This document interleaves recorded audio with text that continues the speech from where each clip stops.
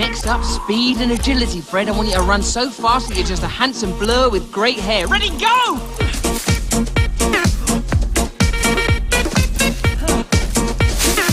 Oh, Fred, that was awesome. For a couple of seconds, you touched greatness.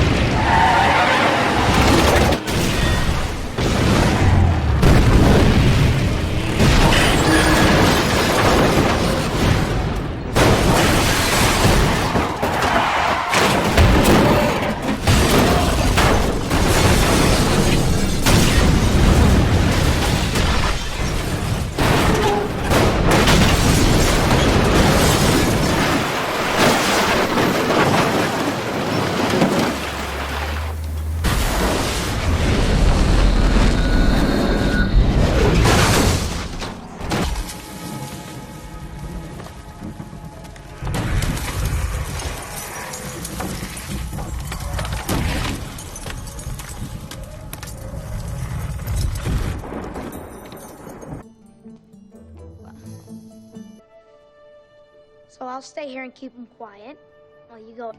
Stay, Friday.